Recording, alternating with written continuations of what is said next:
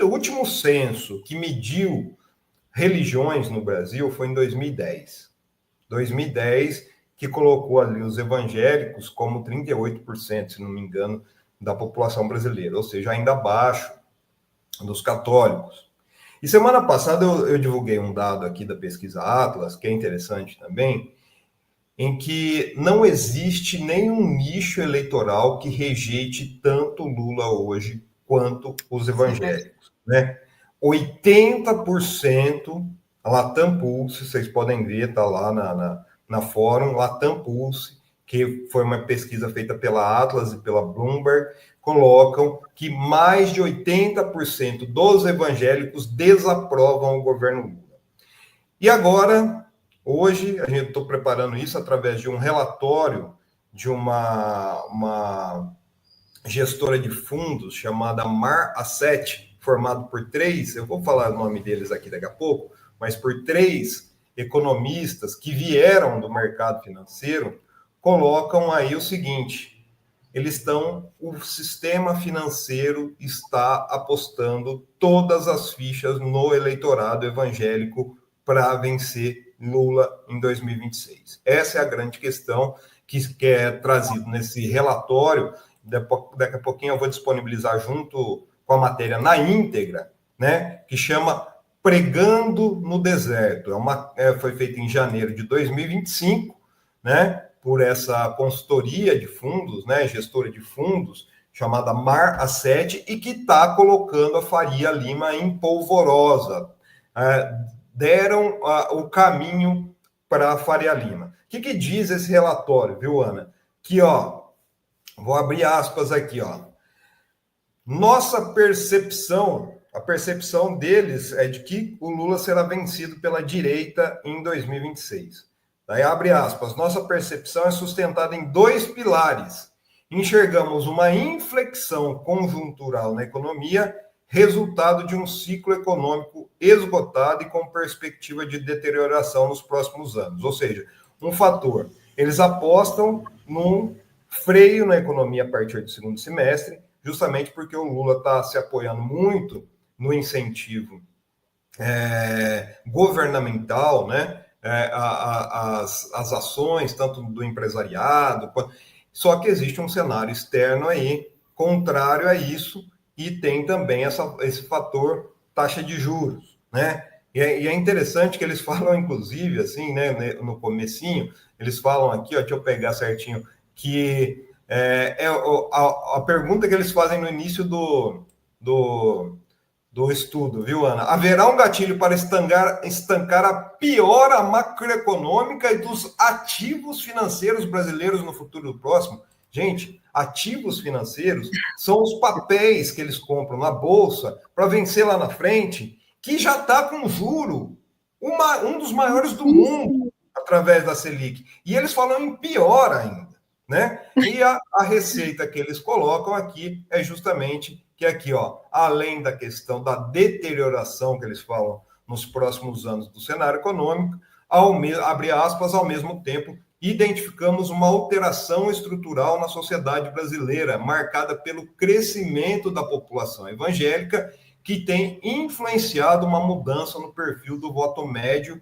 em direção ao conservadorismo e movimentando o pêndulo político brasileiro. Essa combinação, ao nosso ver, torna minoritária a probabilidade de reeleição do presidente Lula, algo que deve ser antecipado pelos mercados em algum momento em 2025. Ou seja, né, vamos traduzir em miúdos para o pessoal esse economista aqui. O mercado vai começar a guerra eleitoral esse ano, em 2025, apostando num candidato de direita juntamente com a estrutura, né, o eleitorado evangélico. E olha que interessante, Ana, o suprassumo eu vou deixar para o final do comentário, mas assim, no decorrer dessa defesa, né, que eles fazem aí, eles colocam aqui, acreditamos que a ideia evangélica que melhor representa o momento social brasileiro é a teologia da prosperidade. Eu vou até fazer um convite para vocês aqui, uma sugestão, na verdade, que vocês convidarem o Zé Barbosa para vir aqui, porque o que é a teologia da prosperidade? A teologia da prosperidade é a mesma coisa do que a meritocracia pregada nos cursos do Pablo Marçal. É a mesma coisa, né? Que você vai ter muito dinheiro se você obedecer a Deus. E se Deus mandar você votar no Tarcísio Gomes de Freitas, você tem que votar. Porque se você votar no Lula, o Lula é comunista e Deus não vai te dar dinheiro. É isso que é pregado hoje nos templos, né? Agora, a cereja do bolo. Quem são os autores desse estudo, Ana? Aí acho que a gente vê. Quem são os gestores da Mar A7? Bruno Coutinho, ex-BTG Pactual, que foi o banco fundado pelo Paulo Guedes. Felipe Perdigão, ex-Opportunity, do Daniel Dantas, que levou aí, voltou à tona aí com a privatização. E para fechar, Luiz Moura, ex-3G Capital, que é o fundo do grupo Lehman, e ele se coloca, inclusive, na apresentação, como sócio investidor e membro do Conselho de Administração da Equatorial. Quem é a Equatorial? Simplesmente o grupo financeiro que arrematou numa privatização extremamente obscura e a toque de caixa, a Sabesp, que foi vendida pelo Tarcísio Gomes de Freitas. Ou seja, existe uma pregação dessas pessoas em torno da candidatura Tarcísio Gomes de Freitas. Por isso que o Tarcísio já tem falado, viu, Ana? A gente tem comentado isso com os agentes do sistema financeiro, e ele fez a primeira confissão nos Estados Unidos que ele vai ser candidato. Sabe por quê? Aqui, ó, no final, a última página desse relatório diz o seguinte, ó, a alternância entre os governos mais à esquerda ou mais à direita são vitais para o funcionamento saudável de uma democracia. Ao nosso ver, o momento social e econômico atual demanda governos mais à direita, ou seja, o sistema financeiro está pregando governos à direita em contraposição aos mandatos mais à esquerda que predominaram nas últimas 2 décadas. Não sei onde, porque aqui houve um golpe, meus amigos, em 2016, exatamente. E a última década foi administrada pela direita de Temer depois de Bolsonaro. Enfim, daí eles falam aqui, ó, um candidato com um projeto mais à direita e economicamente responsável encontraria em 2027 um ambiente político e social mais amistoso para governar, possivelmente por 2 mandatos. No cenário ideal, a antecipação da melhora viria por meio da indicação de que nem Lula, nem Bolsonaro participariam do próximo pleito. Ou seja, sistema financeiro, banqueiros já rifaram o Bolsonaro e a partir de 2025, esse ano, vai começar a guerra contra o Lula para minar a candidatura Lula, justamente para eleger Tarcísio Gomes de Freitas, viu, Ana? Esse é o cenário que é retratado ali nessa... como é que chama aqui? Aliás, tem um nome pomposo. Esse nome, né? Eu estava prestando, eu também estava abrindo aqui o arquivo deles, esse mar. Pregando no Deserto, da assessoria Mar. É bom que eles jogam esse pregando no deserto. Tomara que eles preguem no deserto mesmo. Pois é, viu? Mas olha, hoje assim... No deserto, viu? Ana, hoje é o que mais se comenta nos cafezinhos da Faria Lima, segundo, inclusive, a Folha, né? Tem uma nota de rodapé lá de um colunista da Folha que fala dessa pesquisa, e por isso que eu fui buscar e achei ela na íntegra, né? É o que se comenta ali na Faria Lima, e é a aposta, né? A gente sabe que essas pessoas influenciam muito de cima para baixo e acabam promovendo isso depois através do quê? Da própria mídia liberal. E se a gente for ver hoje a edição da Folha, né, não só da Folha, mas principalmente da Folha e do Estadão, já estão com editoriais contra o Lula, a pauta econômica é totalmente... A gente percebe, né, quando dá uma virada, né? Começou a guerra, né? Começou a guerra. O Pertinente One diz o seguinte, não é diagnóstico, é uma torcida com leitura vesga, ciclo econômico esgotado. Ele está citando um trecho que você leu, né? Desse prognóstico, né? Deterioração da economia eles, em resumo, o que eles falam é o seguinte: a economia vai deteriorar e como os evangélicos são muito fortes, cada vez mais, e vão orientar o voto médio, e assim o projeto que está hoje no governo vai ser derrotado em 2026. Eles citam, inclusive, viu, Ana? Acho que é interessante falar quando a gente fala de economia, eles elogiam muito o Haddad, viu? Eles falam que o Haddad tem uma Eles sensibilidade fazem uma média com a Haddad? à situação econômica, mas que o problema é o Lula, tá? Eles falam Entendi. textualmente que o problema é o Lula. Aqui, ó, tem um trecho aqui que eu separei também, ó, com um presidente que priorizou as restrições políticas desde o início do mandato e alcançou a melhor fotografia econômica sem produzir o tão esperado efeito positivo em sua popularidade. Né? Então, a pergunta que eles fazem é assim, como é que o Lula vai reagir na reta final do terceiro mandato à necessidade de uma importante desaceleração da atividade econômica para controlar a inflação. A gente traduzindo isso aqui, né, do Economês, né, eles criticam o Lula totalmente sem fundamento por restrições políticas. Né? Se a gente for ver, hoje o governo do Lula é um governo que nem é do Lula, está sendo criticado justamente por isso, que é um governo da frente ampla. Né? E o Lula, olha para você ver, Ana, como é que é, alcançou a melhor fotografia econômica, ou seja, eles elogiam os números que estão sendo, o crescimento que ontem a projeção do Banco Central é de um crescimento de 3,8% em 2024, né? Sem produzir o tão esperado efeito positivo em sua popularidade, falando justamente da queda de popularidade do Lula. E assim, eu sou obrigado a concordar. Mas então, Plínio, vai, conclui que eu quero te fazer uma pergunta. É uma questão mais ideológica, realmente. Se a gente for ver, por exemplo, o que se prega dentro das igrejas evangélicas, que é o que eu falei aqui, é que o Lula voltou àquela história, né, de que o Lula é o anticristo, que o Lula é o comunista, né? Isso voltou com muita força com essa estrutura de ultradireita neonazista. E é interessante que enquanto a ultradireita neofascista faz esse jogo sujo de mentira, né, a boiada do sistema financeiro passa, que é isso que eles querem para eleger um governo de direita privatista como Tarcísio Gomes de Freitas, né? Tá, mas então eu não entendi muito o argumento deles nessa área da economia. Eles falam que os números são bons, mas vai haver uma deterioração econômica no próximo período? Esse esgotamento que eles falam... esgotamento do ciclo, né? Que o ciclo está bom, mas ele vai se esgotar. É isso que eles estão querendo dizer? Exato. Eu conversei, inclusive, com o professor Oreiro na semana passada, e eu acho que é interessante, porque assim, existe um fundamento no que é dito desse esgotamento. Mas esse esgotamento não tem a ver, não está relacionado ao que a mídia liberal, ao sistema financeiro, classifica como gastança, né? Que o governo gasta demais com projetos sociais, que aumenta o salário mínimo acima da inflação, que investe em saúde, educação e tinha que investir menos, sendo que existe um teto para isso, né?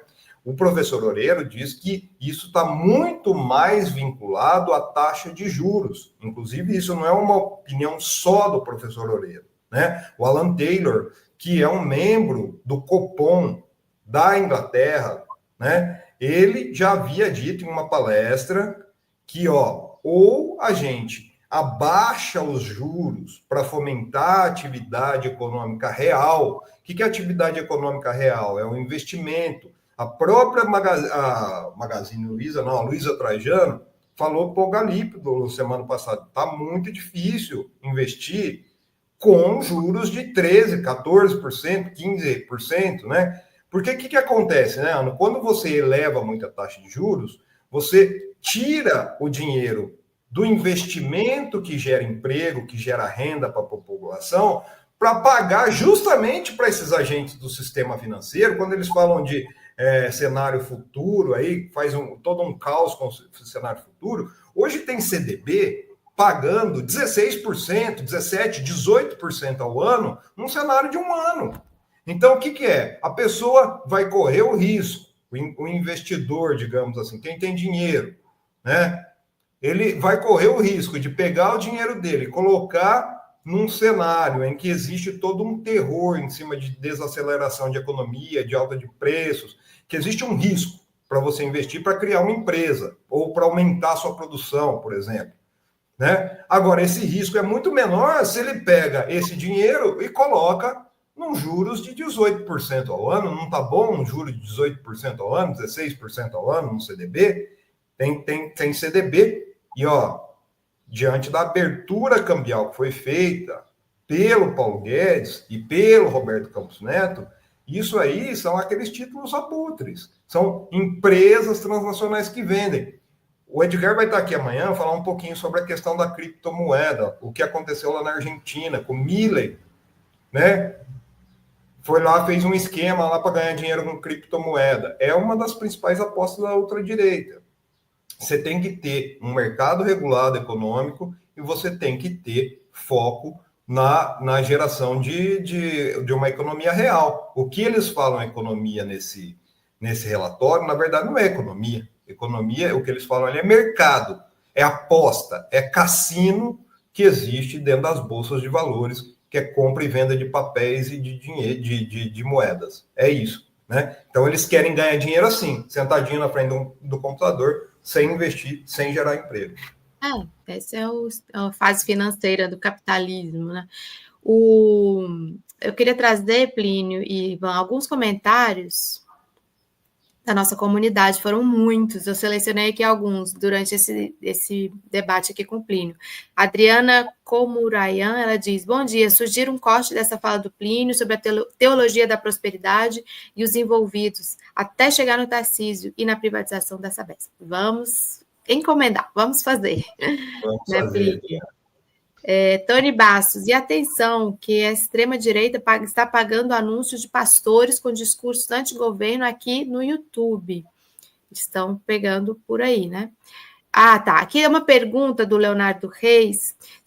Gostaria de perguntar para a Ana, tem memória boa, se houve outro cenário parecido de tanta demora na aprovação da LOA, o orçamento, né, de 2020 para esse ano. Sou servidor federal e nossa instituição está paralisada. Inclusive, eu estava vendo, tem muita gente sendo prejudicada, principalmente quem teve reajuste, que ainda não recebeu e vai receber mais tarde por conta desse atraso. Eu realmente, Leonardo, não lembro da última vez em que ficou tão atrasada essa votação, que tem que se dar no final do ano, né? Tem que se dar até dezembro.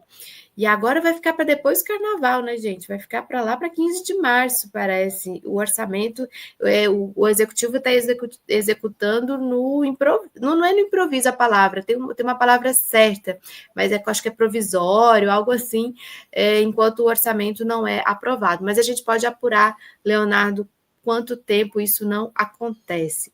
Últimos aqui, ainda sobre a questão das igrejas. Consuelo, sou evangélica, porém não concordo que a política seja usada por pastores.